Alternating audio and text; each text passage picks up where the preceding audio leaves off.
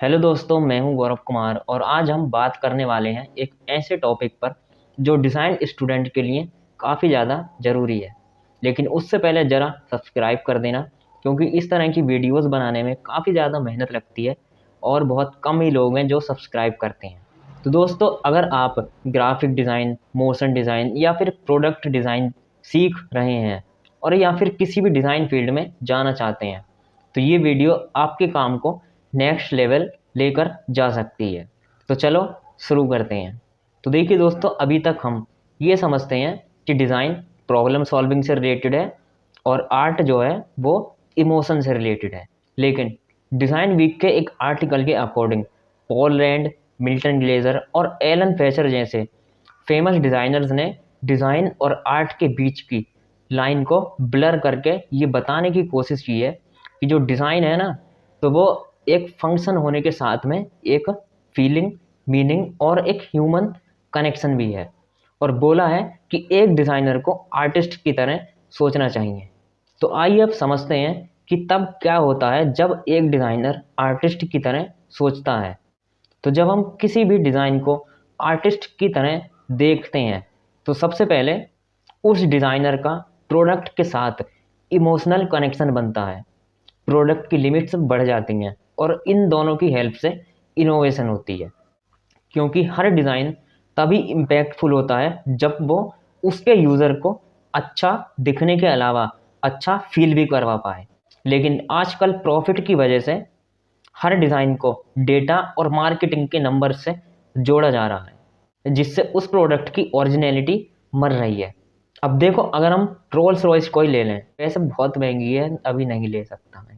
देखो, अगर हम रोल्स रॉयस को ही ले लें, तो उसका डिज़ाइन किसी ट्रेंड या एनालिटिक के हिसाब से कनेक्ट नहीं होता, बल्कि एक एक्सपीरियंस क्रिएट करता है, क्योंकि उन्हें ये पता है कि ट्रेंड चेंज होते रहते हैं। लेकिन अगर किसी ब्रांड को लेकर ह्यूमन का बिहेवियर एक बार सेट हो गया, तो फिर वो चेंज नहीं होता। तो जब हम डिज़ाइनर होने के साथ में एक आर्टिस्ट की तरह ऑब्जर्व और एक्सपेरिमेंट करें, तब हमारा डिज़ाइन सुंदर और पावरफुल भी बनता है। तो दोस्तों, अभी इतना कुछ समझने के बाद अब थोड़ा प्रैक्टिकल साइड की तरफ चलकर ये समझते हैं कि खुद में आर्टिस्ट माइंडसेट डेवलप कैसे करें। और ये डेवलप करना काफ़ी ज़्यादा ज़रूरी है, क्योंकि दोस्तों डिज़ाइनिंग सिर्फ सॉफ्टवेयर चलाने का गेम नहीं है। अगर ऐसा होता तो कोई भी डिज़ाइनर बन जाता, बल्कि ये सोच और फीलिंग का गेम है। और इसी वजह से आर्टिस्ट की तरह सोचने वाले के डिज़ाइंस अलग ही चमकते हैं। तो इस एबिलिटी को बिल्ड करने के लिए हमें सबसे पहले एक्सपेरिमेंट्स करने होंगे। और जिन भी ऐसे कंफर्टेबल डिज़ाइन एलिमेंट से हम हमेशा या फिर ज़्यादातर कनेक्टेड रहते हैं, तो उनसे बाहर निकलकर कुछ नया ट्राई करना होगा। अब चाहे वो गलत हो, लेकिन हमें करना है, क्योंकि हमें सीखना है और ये एक्सपेरिमेंट है।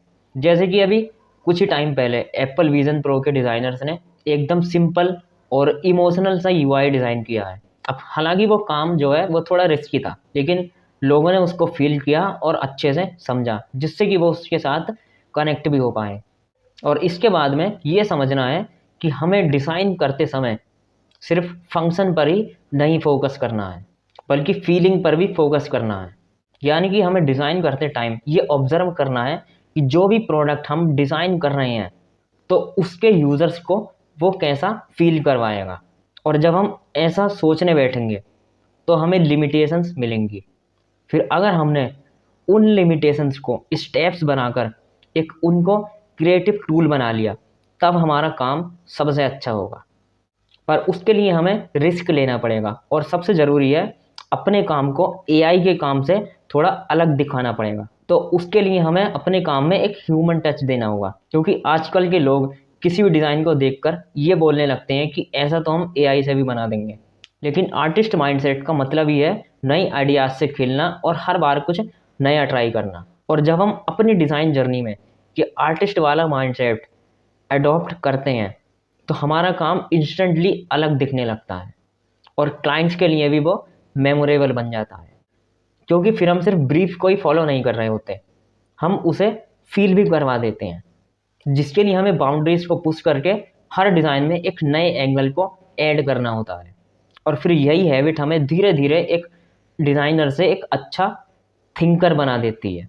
जिससे हमारा पोर्टफोलियो एक कहानी सुनाता है। जैसे मसीमो बिगलेनी एक टॉप फेमस डिज़ाइनर्स में से एक है, तो उन्होंने ये कहा था कि डिज़ाइनर की लाइफ एक फ़ाइट है अगलीनेस के अगेंस्ट। मतलब वो सब चीज़ें जो यूज़फुल तो हैं पर ब्यूटीफुल नहीं हैं। तो अब अपनी इस स्किल को इम्प्रूव करने के लिए आपको क्रिएटिव सोचना है और अनरिलेटेड आइडियाज़ के बीच में कनेक्शंस और रिलेशंस बनाने हैं। लेकिन एक डिज़ाइनर सबसे ज़्यादा क्रिएटिव उस वक्त सोच पाता है जब उसने कुछ नया सीखना शुरू किया हो। लेकिन अगर कोई भी उसकी क्यूरोसिटी की चेन को ब्रेक करके उसे सीखने से रोक दे, तब उस डिज़ाइनर की क्रिएटिव थिंकिंग स्लो हो जाती है। तो रोज़ आपको कुछ नया सीखना है और ज़्यादा से ज़्यादा चीज़ों के बारे में नॉलेज गेन करनी है, लेकिन सवाल करने से आपको बिल्कुल भी नहीं रुकना है। तो दोस्तों, वीडियो को एंड तक देखने के लिए धन्यवाद। और यही थी डिज़ाइनर्स के लिए आर्टिस्ट स्टाइल थिंकिंग।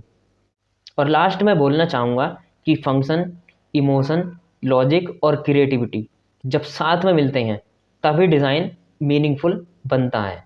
और जो इनको परफेक्टली मिलाना सीख गया वही है आर्टिस्ट माइंडसेट। अगर ये वीडियो आपको थोड़ी सी भी इंफॉर्मेटिव लगी हो तो ज़रूर बताना, लाइक का बटन दबाना, क्रिएटिव सर्कल को सब्सक्राइब करना और कमेंट में ये लिखना तो बिल्कुल ही मत भूलना कि मैं अपने डिज़ाइन में आर्टिस्ट थिंकिंग कैसे डेवलप करूं या फिर कैसे लाऊं। और अगर आप भी एक डिज़ाइनर बनना चाहते हैं या फिर किसी डिज़ाइन एग्ज़ाम की तैयारी कर रहे हैं तो हमारा जो टेलीग्राम ग्रुप है और व्हाट्सएप ग्रुप है तो उसको ज़रूर ज्वाइन करना। मिलते हैं नेक्स्ट वीडियो में। Till then keep experimenting, keep feeling and keep creating.